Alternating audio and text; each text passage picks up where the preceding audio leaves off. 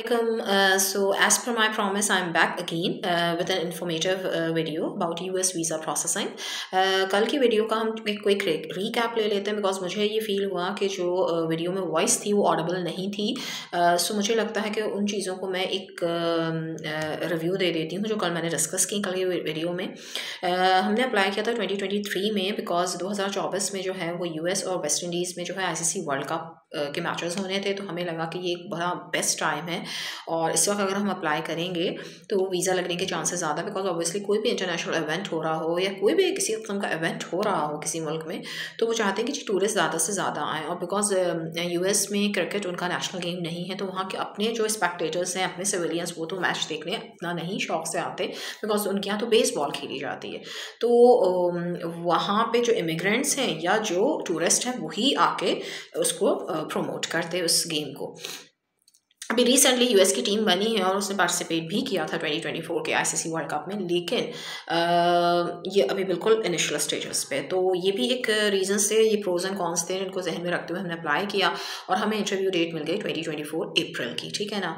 और हमने अपनी डिस्कशन वहीं से कंटिन्यू करते हैं कि जब हम अप्रैल में वहाँ पर पहुँचे एम्बेसी में, तो एम्बेसी में हमने जो है वो अपनी कार जो है UBL के एक प्रेमिसेस में एक मैदान है जो हमने कार पार्क की और अपने साथ हमने कोई भी ज्वेलरी आइटम, कोई hand bag, purse, laptop, wrist watch और सेल फोन वगैरह कुछ भी नहीं लेके गए बिकॉज सिक्योरिटी चेक्स होते हैं जगह जगह पे। और अगर रिस्ट वॉच को इसलिए मना किया जाता है, टेक्निकली ये रीजंस होते हैं क्योंकि उसमें बैटरी होती है, तो आप जब उसमें से सिक्योरिटी चेक में से निकलते हैं तो वो फिर सिग्नल आते हैं उस बैटरी के और फिर वो अलार्म बजता है।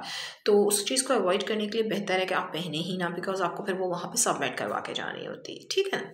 चलिए जी, हम चले जाते हैं जहाँ पे हमारी इंटरव्यू विंडोज़ थी और जहाँ पे हमें जाके अपना इंटरव्यू देना था। तो एक छोटा सा ऑफिस है उनका, छोटा सा एरिया है जो बहुत ज़्यादा कैपेशियस नहीं है। वहाँ पे ही सब खड़े हुए थे क्यू लगा के, हम भी उसी क्यू में थे। और जब हमारी टर्न आई तो उसमें हमसे जो है वो बहुत बेसिक क्वेश्चंस किए गए।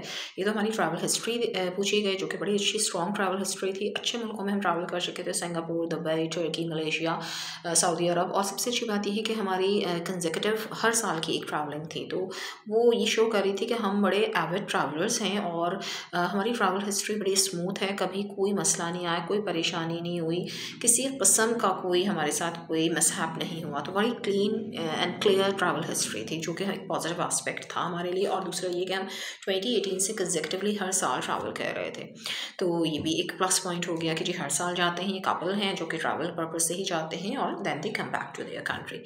अच्छा, तीसरी मोस्ट इम्पॉर्टेंट चीज़ जो मैं आपको बताना चाहती हूँ ये कि हम अपने साथ कोई जो है वो किसी किस्म के डॉक्यूमेंट्स नहीं लेके गए थे कि जी प्रॉपर्टी के डॉक्यूमेंट्स हो गए तो बैंक स्टेटमेंट हो गया, ऐसा कुछ भी लेके जाने की ज़रूरत नहीं होती। ना वो मांगते हैं ना आप दिखाइए, ठीक है ना।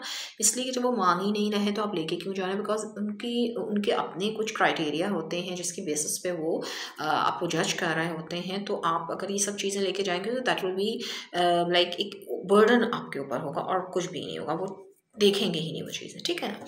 अच्छा, और एक और इम्पॉर्टेंट चीज़ मैं आपको ये बताती चलूँ कि उन्होंने जो क्वेश्चन हमसे किए यही कि हमारी ट्रैवल हिस्ट्री पूछी थी, मेरे हस्बैंड से उनके जॉब के हवाले से पूछा, मुझसे जो है वो फैमिली के बारे में पूछा कि जी बच्चे हैं या नहीं है। तो ये कुछ बेसिक क्वेश्चंस थे। 3 चीज़ें जो मैंने ऑब्ज़र्व की कि एक तो आपकी बॉडी लैंग्वेज बहुत स्ट्रॉन्ग होनी चाहिए, आप कॉन्फिडेंट होने चाहिए और आप ऑनेस्टली जवाब दीजिए। देखिए, जहाँ कहीं डिसऑनेस्टी आएगी वहीं पे कॉन्फिडेंस भी शेक करेगा। और आप जो है जब कॉन्फिडेंटली रिप्लाई बैक नहीं करेंगे वीज़ा ऑफिसर को, तो ऑब्वियसली वो भी आपको अप्रूवल देने में थोड़ा बहुत जो है वो उसको होगी, परेशानी होगी कि नहीं जी भाई अप्रूव करूँ इनका वीज़ा या ना करूँ। आप इन जनरल भी अगर देखेंगे, अगर हम किसी भी जगह पे किसी कॉर्पोरेट सेक्टर में भी इंटरव्यू देने जाते हैं तो वहाँ पे हम सबसे पहले जो इंटरव्यूअर होता है वो हमारी बॉडी लैंग्वेज को ऑब्जर्व कर रहा था, कितने कॉन्फिडेंटली हम जो बात कर रहे हैं, ठीक है। दूसरा ये कि मैंने अपनी जो मीडियम ऑफ मतलब जो लैंग्वेज सेलेक्ट की वो अपनी ही इंग्लिश ही सेलेक्ट की, बिकॉज बेसिक इंग्लिश में वो बहुत क्लियरली, बड़े क्लियर वे में वो क्वेश्चंस कह रही थी, तो मुझे कोई मसला नहीं हुआ उन्हें रिप्लाई बैक करने में। और दूसरा ये कि आप बहुत प्रिसाइज और कंसाइज जवाब दीजिए। बहुत लॉन्ग आंसर्स जो होते हैं जिसमें हम बहुत सारा तवील बातें जो हैं वो अपनी कर लें, वो आपको भी समझाना बड़ा मुश्किल हो जाता है। ऑब्वियसली अंग्रेज़ी आपकी ज़बान नहीं है और ना ही हम कोई बहुत ज़्यादा अंग्रेज़ ना हैं, जो कहने वाली बात है। सिंपल और बेसिक अंग्रेज़ी तो सभी जानते हैं, उसमें कम्युनिकेट भी कर लेते हैं। तो आप सिंपल प्रिसाइज जवाब दीजिए, ऑनेस्ट जवाब दीजिए, क्लियर हो अपने जवाब में और बहुत ज़्यादा तूल ना दीजिए, ठीक है ना। अपनी अपनी जो कॉन्वर्सेशन है उसको फिजूल का आप बढ़ाएं ना। बस ये कुछ इंपॉर्टेंट पॉइंट्स थे। तो वहाँ से फिर आपको ब्लू स्लिप मिलती है। अगर अप्रूव हो जाता है, हमें ब्लू स्लिप मिली और 2 से 3 दिन बाद हमारा जो पासपोर्ट था वो हमें एमरल्ड टावर में AEG का ऑफिस है, वहाँ से हमने कलेक्ट किया। और माशाल्लाह से अल्हम्दुलिल्लाह ये हमारा एक बड़ा अच्छा एक सक्सेसफुल एक वो रहा, प्रोसेस रहा और बहुत स्मूथ और सक्सेसफुल प्रोसेस रहा हमारा।